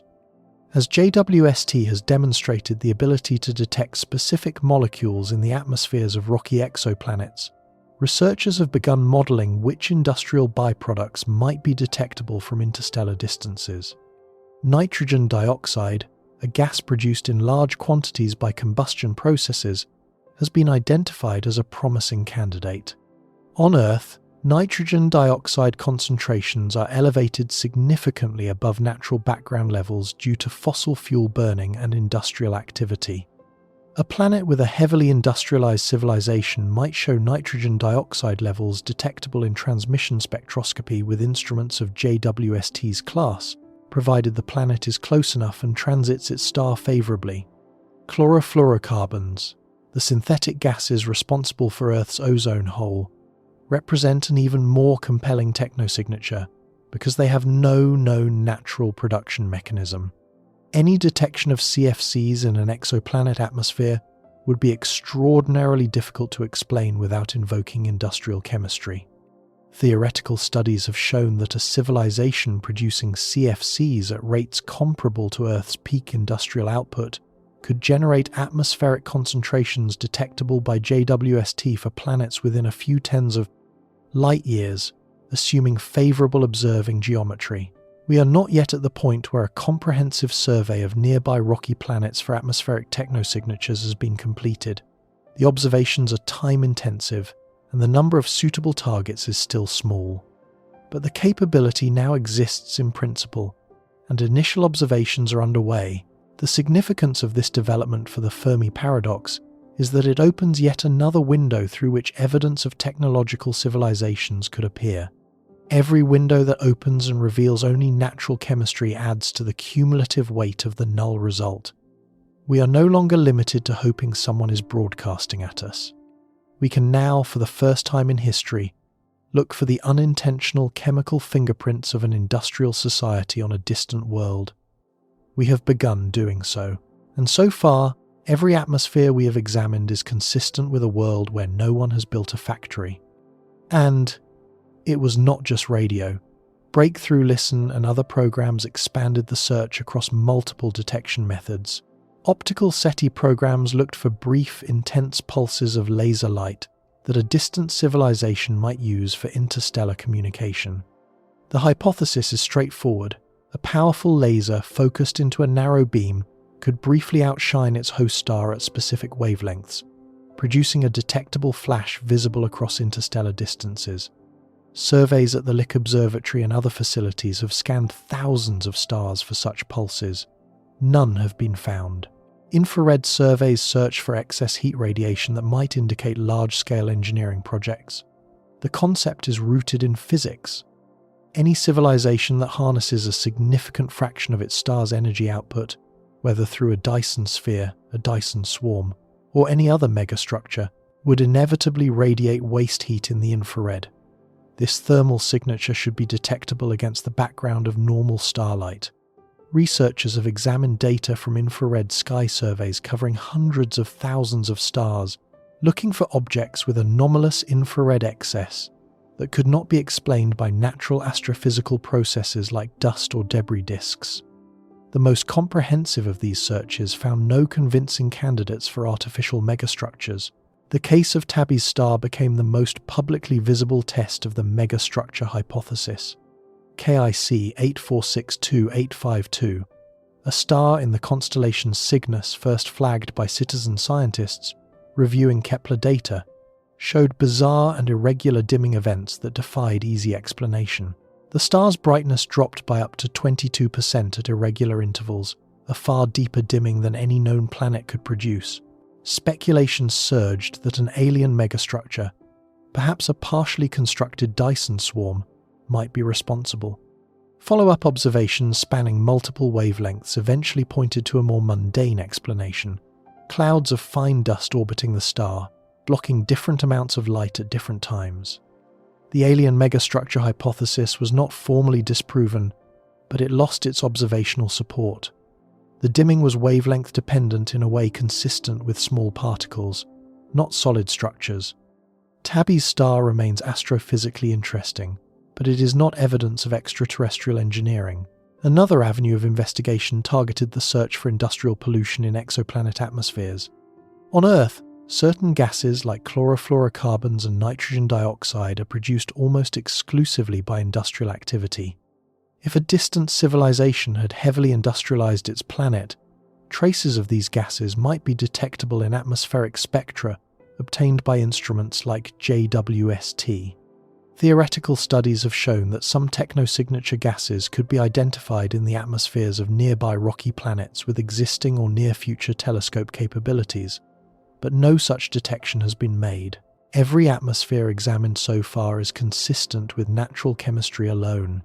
The search is even extended to objects passing through our own solar system. In October 2017, astronomers detected the first confirmed interstellar object, an elongated body designated 1I, Oumuamua.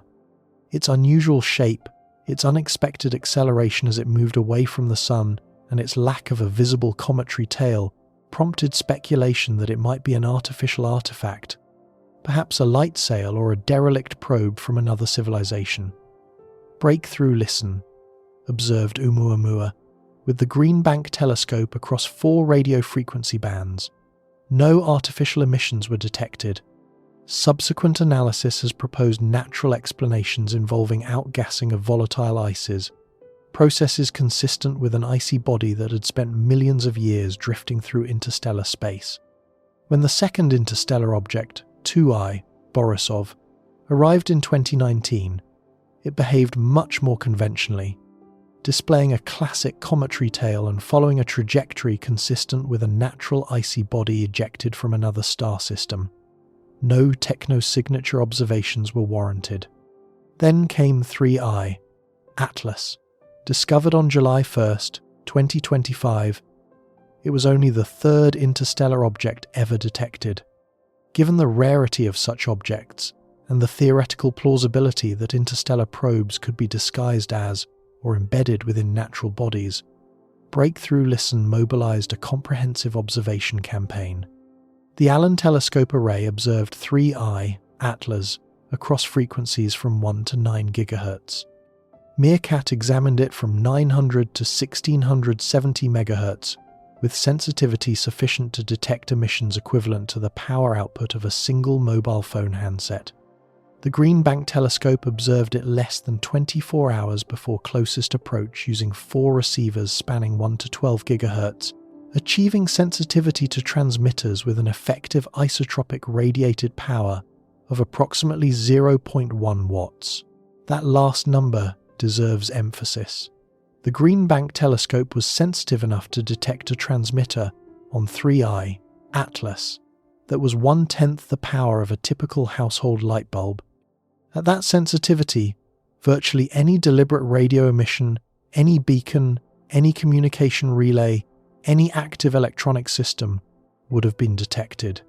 Nothing was found. 3I. Atlas continued to behave exactly as a natural cometary body should, with spectroscopic follow-up confirming the presence of water ice in its coma. It was a dirty snowball from another solar system. Nothing more. The cumulative picture that emerges from 6 decades of searching is not one of casual effort and premature conclusions.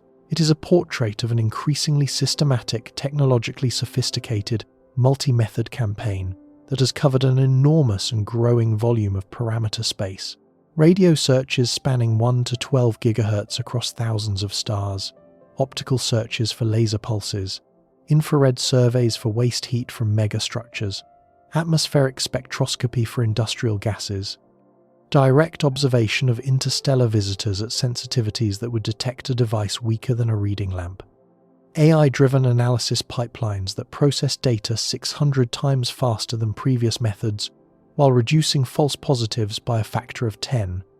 The tools have never been sharper, the coverage has never been broader, and the result is zero. This is not the same zero that Frank Drake reported in 1960. That zero was uninformative because the search was tiny. The current zero is informative because the search has grown enormous.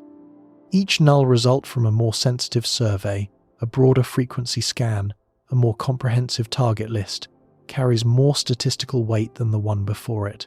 The absence of a detection after scanning 2 stars means almost nothing. The absence of a detection after scanning thousands of stars across billions of frequency channels with instruments sensitive enough to detect a cell phone at interstellar distances means something. It does not prove the galaxy is empty, but it places increasingly tight constraints on how loud, how common, and how nearby any technological civilization can be. Researchers have begun quantifying these constraints. Analysis of breakthrough listen data allows scientists to place upper limits on the prevalence of transmitters of various power levels within the surveyed volume. These limits state, in effect, that if technologically active civilizations exist among the nearby stars surveyed, they are not broadcasting persistent radio signals above certain power thresholds in the frequency ranges examined. The limits tighten with every new observation. The volume of parameter space that has been ruled out grows continuously. What remains is a shrinking island of possibility surrounded by an expanding ocean of confirmed silence. This is where a recent theoretical contribution adds a sobering layer. The temporal observability filter hypothesis, proposed in 2025, attempts to quantify the fundamental physical limits on detecting technosignatures across interstellar distances. The analysis accounts for 4 compounding effects: cosmological look-back time, angular resolution limits, radiometric signal attenuation, and Bayesian suppression of belief under uncertainty. The researchers derived a detectability constant that unifies diffraction, photon statistics, and inference into a single inequality, and ran simulations of signal decay across varying distances and telescope sensitivities. The conclusion was striking. Even megawatt-class transmitters, installations radiating millions of watts of directed power, fall below the detection threshold of current instruments at distances beyond roughly 100 to 125 light-years. This means that our most sensitive searches, despite their impressive capabilities, can only realistically detect powerful deliberate transmissions from a relatively small cosmic neighborhood. The observable volume within 125 light-years contains only a few thousand stars, a minuscule fraction of the galactic total, At first glance, this might seem to rescue the paradox by suggesting we simply have not looked far enough. But the implication cuts both ways. Within that 125 light-year radius, the searches have been thorough. Breakthrough Listen and its predecessors have surveyed a significant fraction of the sun-like and nearby stars within this volume. If a civilization within that sphere were broadcasting at megawatt power levels in the frequency ranges searched, we would very likely have found it. The local silence is not an artifact of inadequate sensitivity. It is a measured property of our immediate cosmic neighborhood. And there is a deeper problem. The temporal observability filter constrains what we can detect, but it does not constrain what should exist. If the galaxy contains even a modest number of spacefaring civilizations, some of them should have physically visited our solar system over the billions of years it has existed. They would not need to broadcast radio signals for us to notice them. They would need only to have sent a probe, left an artifact, modified an asteroid, or otherwise left a physical trace of their passage. We have found no such trace. The solar system, as far as our increasingly detailed surveys can determine, contains no artificial objects that did not originate on Earth. The expanding search for technosignatures has also been formalized at the institutional level. NASA chartered a Technosignatures Science Analysis Group in 2024, tasked with producing a report on how the agency can better integrate technosignature searches into its exoplanet exploration program. The group, composed of volunteer experts from across the astronomical community, is investigating which technosignature investigations should be prioritized for funding and mission development, identifying science and technology gaps, and determining how existing NASA programs can serve the search. The group's charter runs through approximately 2026. The significance of this institutional effort should not be underestimated. For decades, SETI existed on the margins of mainstream astronomy, tolerated but rarely embraced by the scientific establishment. NASA's earlier SETI program had been killed by political ridicule. The fact that NASA has now formally chartered a group to study how technosignature searches can be integrated into its core mission portfolio reflects a recognition that the question is scientifically legitimate, that the tools to address it now exist, and that the absence of results is itself a finding that demands serious analysis. Yet, even with this institutional backing, even with the unprecedented sensitivity of modern instruments, even with AI systems that can process radio data hundreds of times faster than any previous pipeline, the fundamental result has not changed. No confirmed technosignature has been detected by any method, at any wavelength, from any target, at any time in the history of the search. Let us be precise about what this means and what it does not mean. It does not mean that extraterrestrial civilizations do not exist. Absence of evidence is not evidence of absence, as the philosophical maxim goes. The galaxy is vast. Our searches, though broader than ever, still cover only a fraction of the total parameter space. There are frequency ranges we have not examined. There are signal types we might not recognize. There are stars we have not targeted. There are forms of technology we might not be able to detect because we have not imagined them. All of this is true. But it is also true that the fraction of parameter space we have covered is no longer negligible. It is large enough that the continued absence of detections carries real informational content. Each null result updates our probabilistic estimate of how common detectable civilizations are. Each broader survey that returns silence pushes that estimate lower. We have not proven the galaxy is empty, but we have demonstrated that it is not obviously full. Not full in the way that the abundance of habitable worlds might lead you to expect. Not full in the way that billions of years of cosmic evolution might suggest. The real weight of the null results becomes apparent when you hold two facts in your mind simultaneously. First, modern astronomy has established that the conditions for life exist on billions of worlds across the Milky Way. Rocky planets, habitable zones, water-compatible temperatures, universal chemistry. The galaxy appears to be a factory for potentially habitable environments.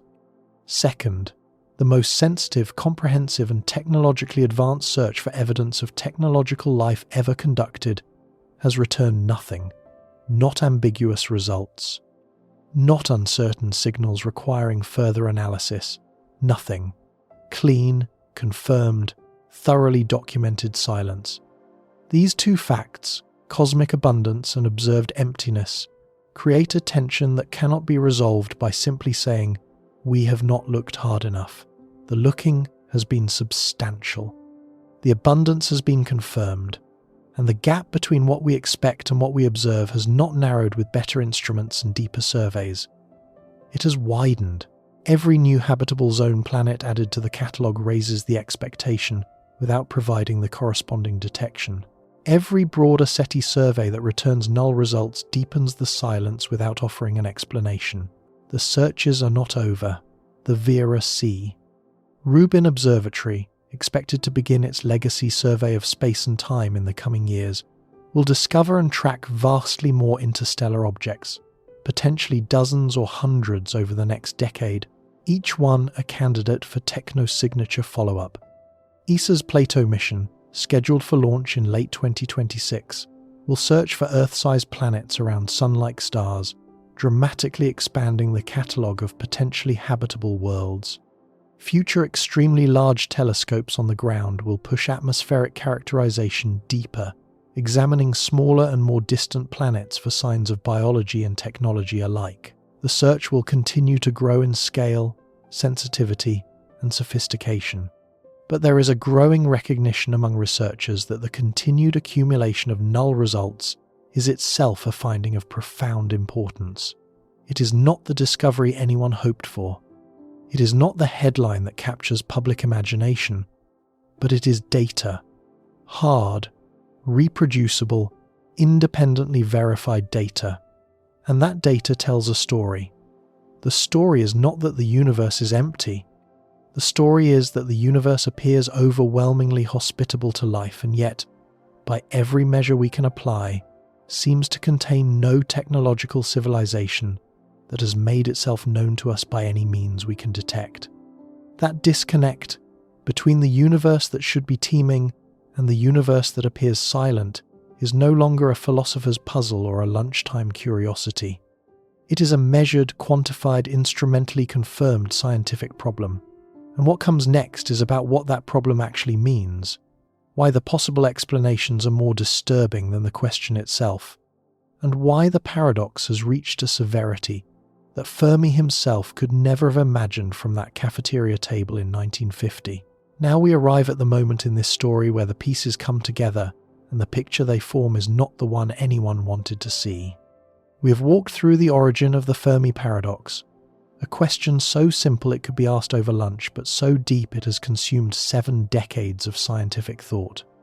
We have watched as modern astronomy confirmed that the conditions for life exist on billions of worlds across our galaxy, a revelation that should have weakened the paradox by making life seem inevitable. And we have documented the most extensive search for technological civilizations ever conducted, a search that has returned nothing despite instruments capable of detecting deliberate transmissions from objects passing through our solar system at exquisite sensitivity. 2 truths now sit side by side, and they do not fit together.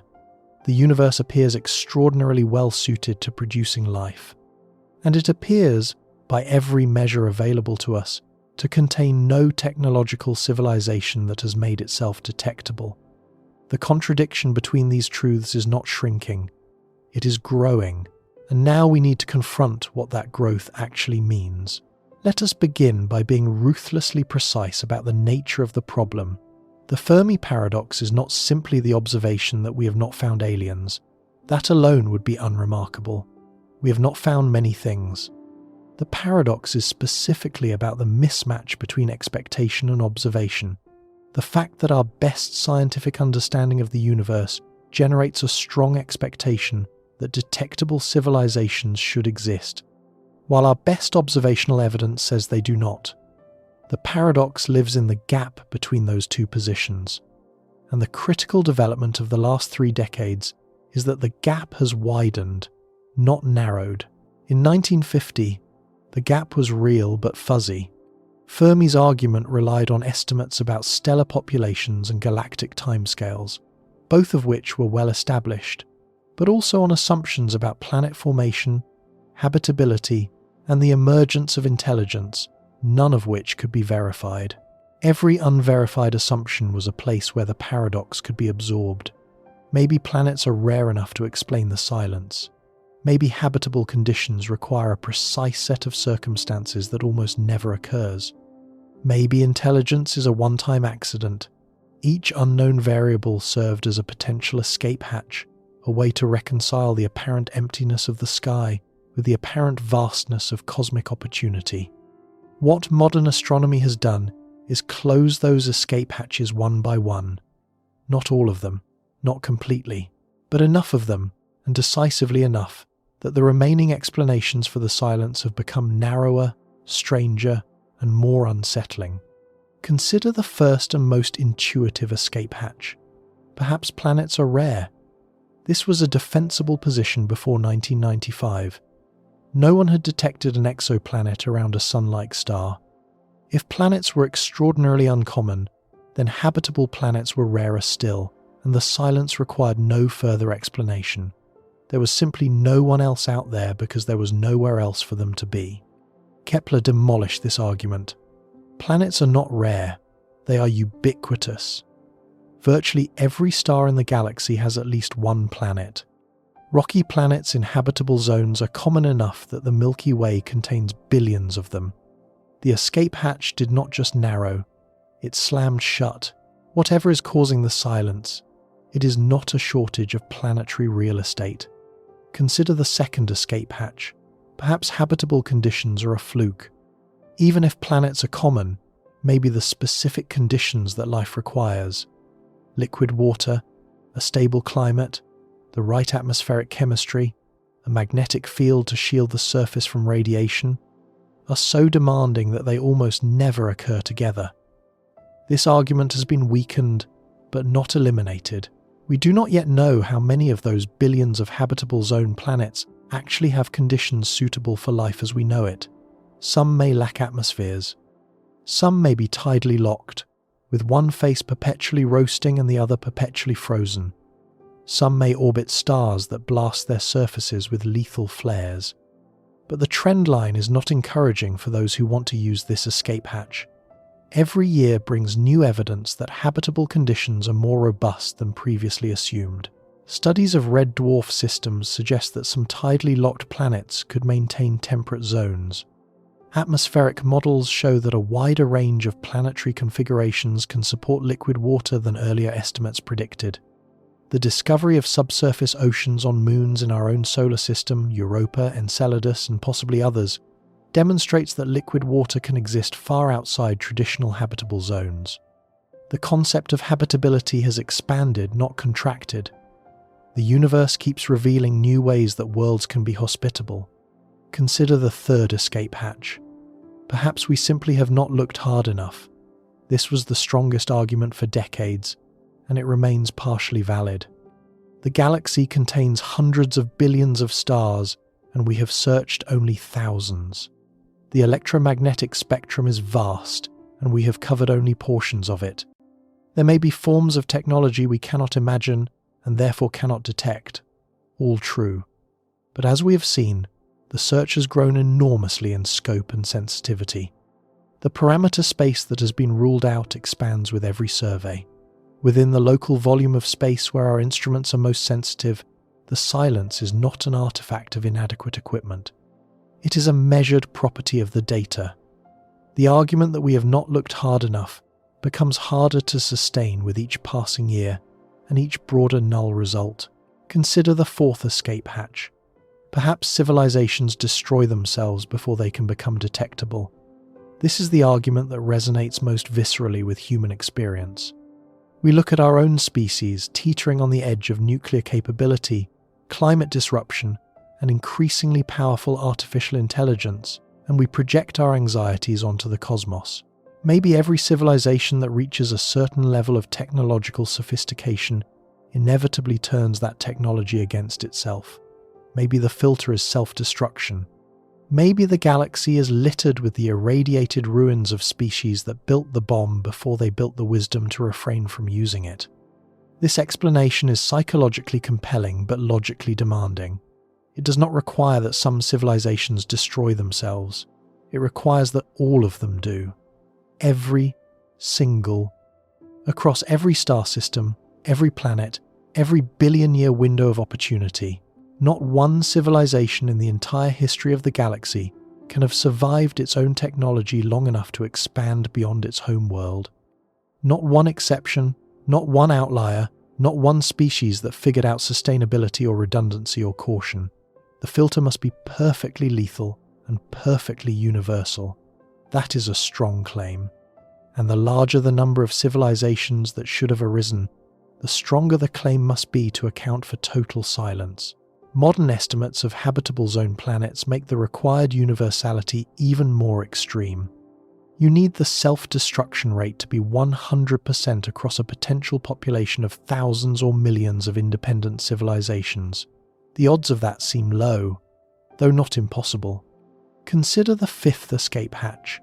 Perhaps they are deliberately hiding. This is the dark forest hypothesis, popularized by science fiction but grounded in a certain game-theoretic logic. The argument goes like this. The universe is dangerous. Any civilization that reveals its location risks attracting the attention of a hostile species with superior technology. The safest strategy is silence. Stay quiet. Do not broadcast. Do not expand conspicuously. Treat the cosmos as a dark forest where every other civilization is a potential predator. It is a chilling idea, and it cannot be disproven from silence alone, because silence is precisely what the hypothesis predicts. But it has structural weaknesses. It requires that every civilization independently arrives at the same strategic conclusion. It requires that none of them defects, ever. In game theory, cooperation is fragile. It takes only one species that decides to broadcast, or one that expands aggressively despite the risk, to break the silence. Across billions of years and potentially millions of civilizations, the probability that not one of them would defect seems vanishingly small. The dark forest works as a story. As a universal explanation for cosmic silence, it demands a degree of uniformity that strains credulity. Consider the sixth escape hatch. Perhaps the galaxy is simply too big. Maybe civilizations exist but are so far apart that signals degrade into noise before they arrive, that probes take millions of years to traverse the gaps, that the sheer scale of the Milky Way prevents any species from making its presence known across galactic distances. This argument has some merit at the level of individual signals, as the temporal observability filter hypothesis suggests, but it fails at the level of physical expansion. As Fermi himself calculated, a civilization expanding at even a fraction of light speed would fill the galaxy in tens of millions of years. The galaxy has had billions of years. Physical distance is not a barrier to colonization over cosmic timescales. If even one civilization began expanding at any point in the last several billion years, their presence should be everywhere by now, including here. The absence of physical evidence in our own solar system is not explained by distance. The absence of physical evidence in our solar system deserves closer examination, because it represents a form of silence that is distinct from the radio silence discussed earlier and carries different implications. Our solar system is 4.5 billion years old. It has existed for roughly a third of the age of the Milky Way. If any civilization anywhere in the galaxy had, at any point during that vast span, sent probes, visited, or conducted operations in our neighborhood, some evidence should remain. Probes do not need to be functioning to be detectable. A derelict spacecraft, a piece of monitoring equipment, a mining operation abandoned on an asteroid, a data cache left in a stable orbit, any of these would constitute an archaeological record of a visit. Unlike biological remains, which decay rapidly, artificial structures made of durable materials can persist for enormous stretches of time. A metal object left on the surface of the Moon, in the vacuum and micrometeorite environment of lunar space, would remain recognizable for billions of years. An object in a stable orbit around a planet or within an asteroid field could persist essentially indefinitely. The solar system is, in effect, a preservation environment. If anyone has ever been here, their litter should still be findable. And we have looked, not specifically for alien artifacts, but thoroughly. The surfaces of the Moon, Mars, Mercury, Venus, and every major moon in the outer solar system have been mapped in increasing detail by orbiting spacecraft. We have catalogued hundreds of thousands of asteroids and tracked their orbits. We have sent probes to the surfaces of comets, landed rovers on Mars, flown spacecraft past Pluto and beyond the heliopause. Every major body in the solar system has been imaged at resolutions sufficient to identify structures of technological scale. The major asteroid belts have been surveyed. The outer solar system, including the Kuiper belt, has been charted in ever-increasing detail. Even the Lagrange points, the gravitationally stable locations where an alien civilization might park a long-term observation station, have been examined. No artifact of non-human origin has ever been confirmed. Not a single one. This absence is significant because of what it implies about the entire history of the solar system. It is not enough to say that aliens are not here now. The argument is that no one has ever been here, across billions of years. If even one probe had arrived during the Precambrian era and survived, we should be able to find it today. If any civilization had conducted mining operations in the asteroid belt 1 billion years ago, the geological fingerprint of those operations should still be detectable. If anyone had ever chosen to leave a marker, a message, a simple demonstration of their existence at a location where any subsequent intelligent species would eventually look, we should have found it by now. We have not. The silence of our solar system is therefore not just contemporary but archaeological. It extends backward through the entire span of time during which our neighbourhood has existed as a candidate destination for interstellar visitors. Every year that passes without an artifact being discovered is another year confirming that nothing has been left for us to find. And the volume of the solar system that has now been examined at high resolution is large enough that random distribution of artifacts should have produced at least some candidate detections, even if visits were rare. Instead, the catalogue of confirmed artificial objects in our solar system consists entirely of things humans have launched in the last several decades. This local archaeological emptiness compounds the difficulty of every other escape hatch. A civilization can choose not to broadcast. A civilization can choose not to build conspicuous megastructures. But a civilization that sent even a single self-replicating probe toward our region billions of years ago would have left traces that no strategic choice on their part could retract. The probe is already here, or it isn't. The evidence exists, or it doesn't. And after centuries of astronomical observation and decades of active solar system exploration, our answer remains the same. Nothing is here. Nothing has ever been here that we can find. The silence is not only in our radios, it is in our rocks.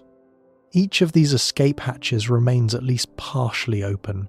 None has been definitively sealed, but each has been narrowed by the accumulation of scientific evidence, and the narrowing has been systematic and relentless. The space in which comfortable explanations can survive has contracted with every exoplanet confirmed, every habitable zone mapped, every SETI survey completed, every interstellar object examined, every atmospheric spectrum analysed.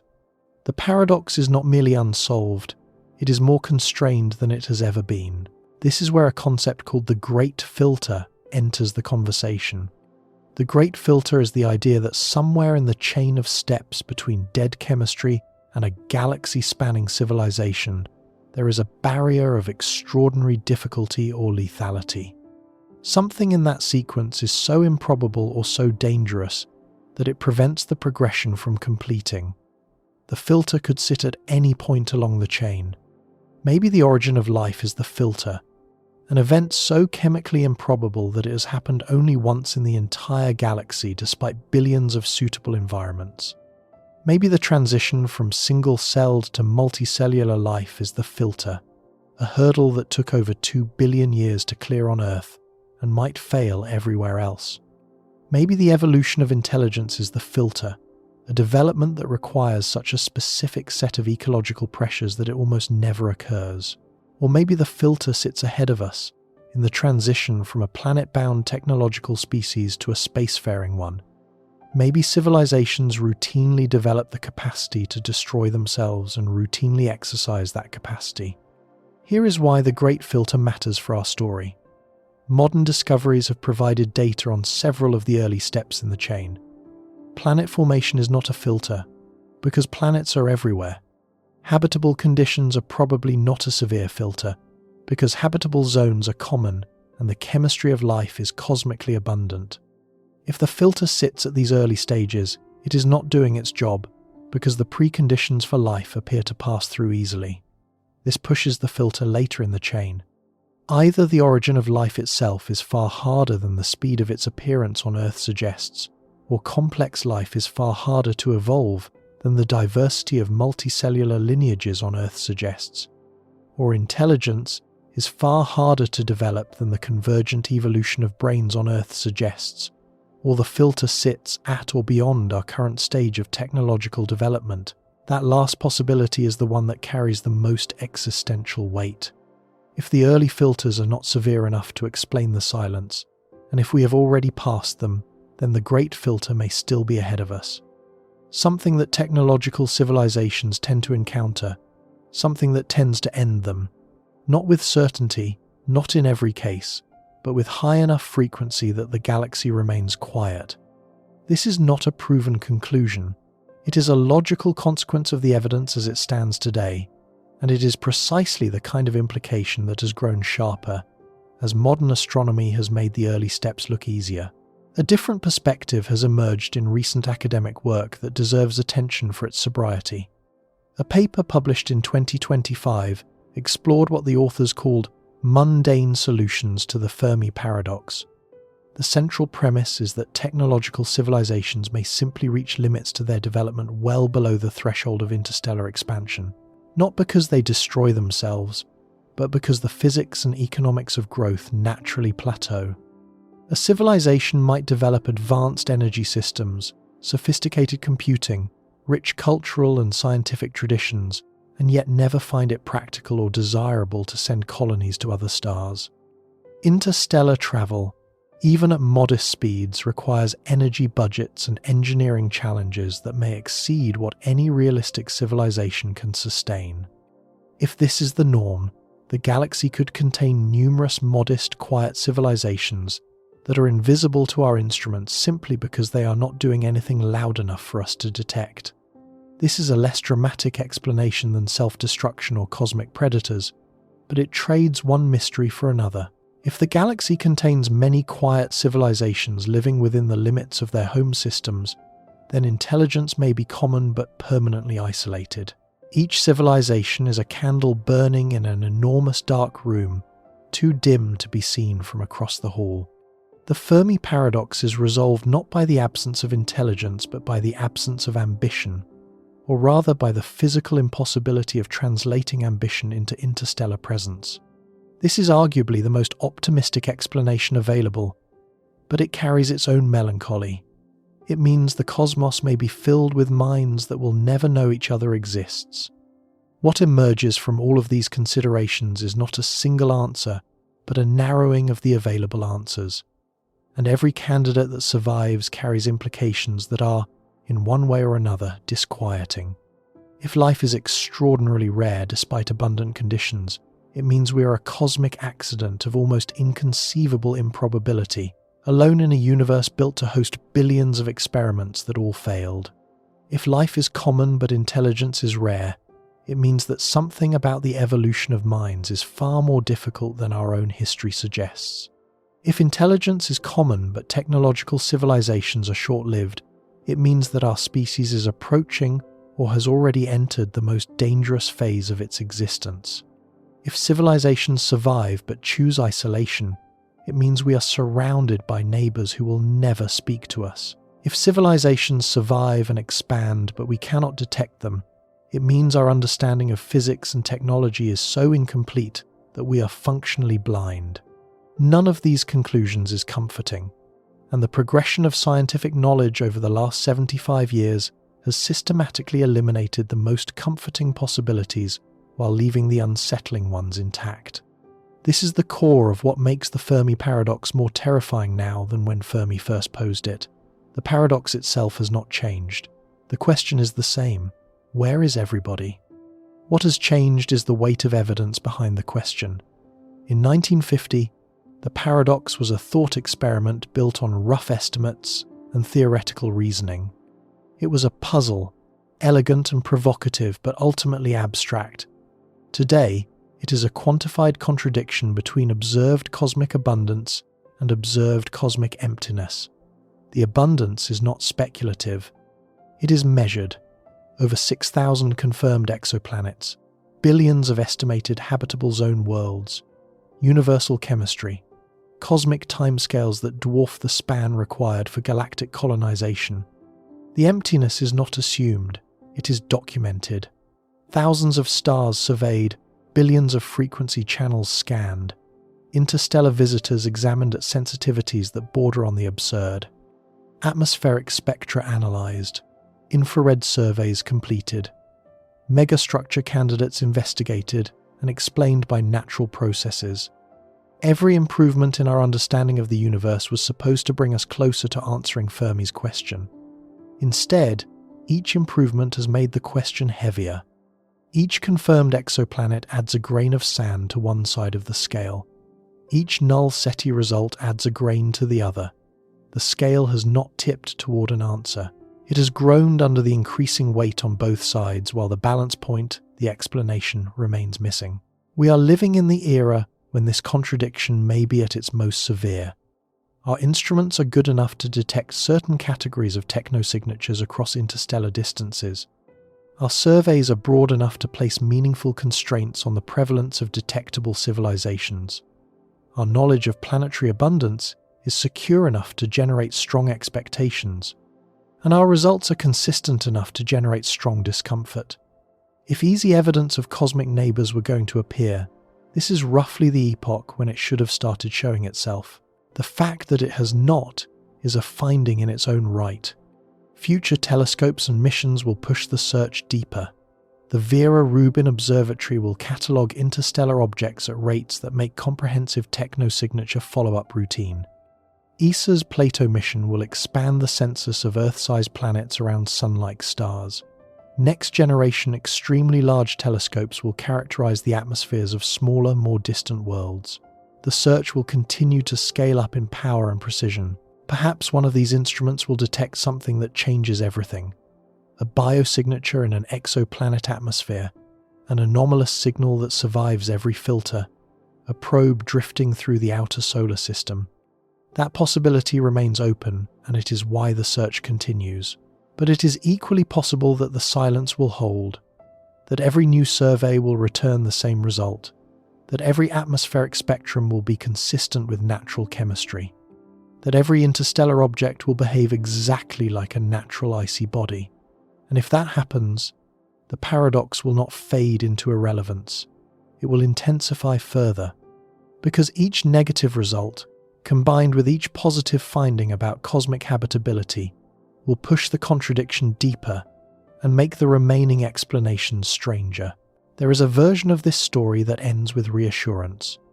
A neat conclusion that explains the silence, identifies the filter, locates the missing variable, and sends you on your way feeling that the mystery has been tamed. This is not that story. The honest conclusion is that we do not know why the universe is silent. We know more about the question than any previous generation of humans. We know that planets are everywhere. We know that habitable conditions are common. We know that the chemistry of life is universal.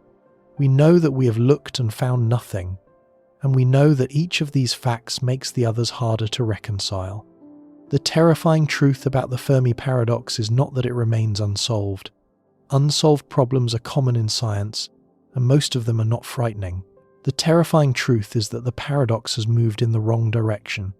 It was supposed to get easier as we learned more. It has gotten harder. Every major advance in astronomy, every confirmed exoplanet, every habitable zone estimate, every deeper SETI survey, every null result, has widened the gap between what the universe promises and what it delivers. The silence has not been explained by better science, it has been deepened by it.